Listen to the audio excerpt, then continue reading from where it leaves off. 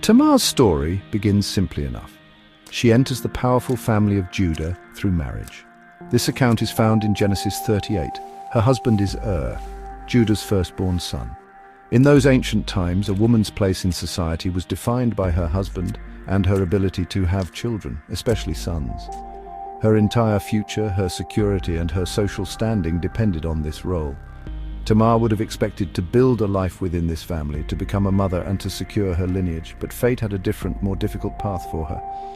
The Bible tells us that was wicked in the sight of the Lord, and so the Lord put him to death, leaving Tamar a childless widow. According to the customs of the time, known as levirate marriage, the brother of a deceased man was required to marry the widow. This practice was not about romance.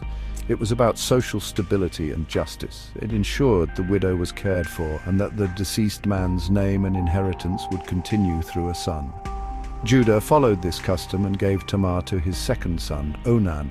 However, Onan knew that any child born would not be considered his heir but his brother's. Selfishly, he refused to fulfill his duty to Tamar, spilling his seed on the ground. Genesis 38:9. This act was seen as a great wrong, not just to Tamar but to the entire system of family obligation, and so he too died. Now, Tamar was twice a widow and still without a child. Her situation was precarious. She had no children to support her and no husband to protect her. Her father-in-law Judah had one more son, Shelah. By right, Shelah should have been given to Tamar as her husband, but Judah was afraid. Perhaps he thought Tamar was cursed, bringing death to his sons. He told her to return to her father's house and wait until Shelah was older. This was a false promise. Judah had no intention of giving his last son to her. He was sending her away to a life of uncertainty, effectively cutting her off from the family and the future she was owed. Tamar waited patiently in her father's house. She wore the clothes of a widow, a constant public reminder of her loss and her uncertain status. Days turned into weeks, weeks into months, and months into years. She saw that Shelah had grown up, yet she was not given to him as a wife. Tamar realized she had been deceived. Judah had abandoned his responsibility to her. She was left in a state of social limbo, a woman wronged by the very man who was supposed to protect her and ensure she received justice. Her hope for a family and a future within Judah's clan was fading away with each passing day. Living still in her father's house, a childless widow had no power, no voice, and no future.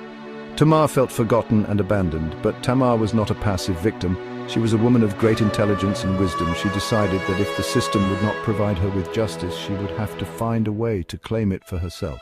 While she was waiting, she learned that Judah was traveling to a place called Timnah to shear his sheep. This was her opportunity, a moment to take a bold and risky step to secure her own lineage and hold Judah accountable. Her plan was incredibly daring. She took off her widow's garments, the symbols of her grief and social invisibility. She covered her face with a veil and dressed in the clothes that made her not customary, a disguise that would make her unrecognizable. By doing this, she was stepping outside the bounds of respectable society, but it was the only way to get close to Judah. She positioned herself by the road to Timnah, a place where he was sure to pass. She was not seeking money or pleasure. She was seeking the one thing that had been denied to her, a child to carry on the family line, the very thing Judah was obligated to provide. When Judah saw her by the roadside, he did not recognize his daughter-in-law. He saw a veiled woman and assumed she was a prostitute. He approached her and, unaware of her true identity, solicited her. Tamar, strategic and calm, did not simply agree. She asked him a crucial question. "What will you give me that you may come in to me?" This was not just about payment, it was about securing proof of their encounter. Judah promised to send her a young goat from his flock later. This was a standard transaction, but Tamar knew she needed more than just a promise from a man who had already broken his word to her. Tamar's genius is revealed in her next move. She asked for a pledge, a guarantee that he would send the payment. "What pledge shall I give you?" he asked. She requested his most personal items, and she said, "Thy signet, and thy bracelets, and thy staff that is in thine hand." Genesis 38:18 KJGV. These were not random objects. The signet was like a signature, used to seal documents and prove ownership. The staff was a symbol of his authority and identity as a patriarch, a leader of his clan. In giving these items to her, Judah was unknowingly handing over the very proof of his identity. He gave them to her, and she conceived a child by him. 3 months passed. Tamar's plan had succeeded, and her pregnancy began to show. In a small community, such a secret could not be kept for long. Word reached Judah that his daughter-in-law, the widow who was supposed to be living a chaste life in her father's house, was pregnant. The news was a public scandal. According to the patriarchal laws of the time, her act was considered one of great shame and adultery. The punishment was severe and brutal. Without any investigation or trial, Judah, the patriarch and judge of his family, immediately passed his sentence. He declared, "Bring her out and let her be burned." Judah's swift and harsh judgment reveals the deep hypocrisy of the situation. He was publicly condemning Tamar for a perceived sin while being privately guilty of his own failures. He had also engaged with a woman he believed to be a prostitute, an act that was also frowned upon, yet he stood ready to enforce the ultimate punishment on Tamar, demonstrating the immense power a man held over a woman's life. He was acting as the righteous enforcer of a law he himself had violated in spirit and in deed, completely unaware of his own role in the scandal. As the men came to take her to her death, Tamar played her final brilliant card. She did not cry or beg for mercy. Instead, she acted with incredible composure and courage. She sent a message to her father-in-law, Judah. The message was simple but powerful.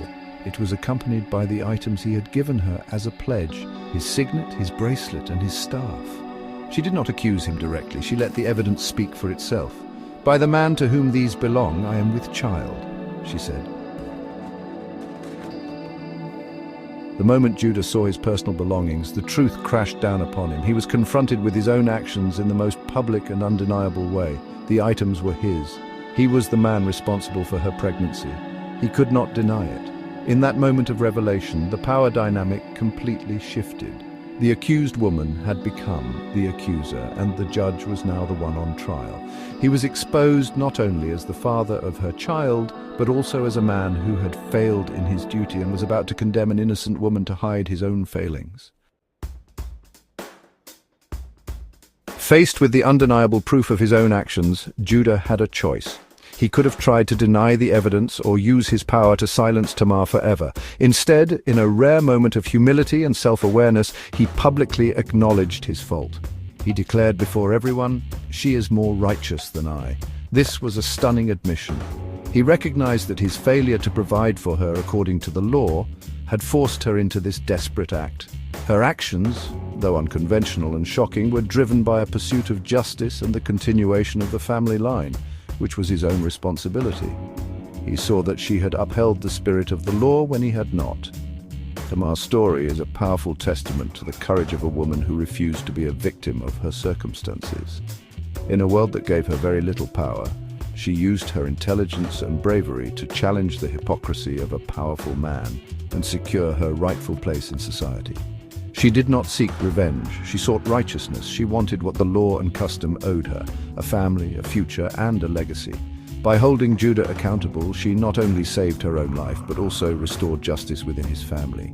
She went on to give birth to twin boys, Perez and Zerah, securing the very lineage Judah had almost allowed to die out.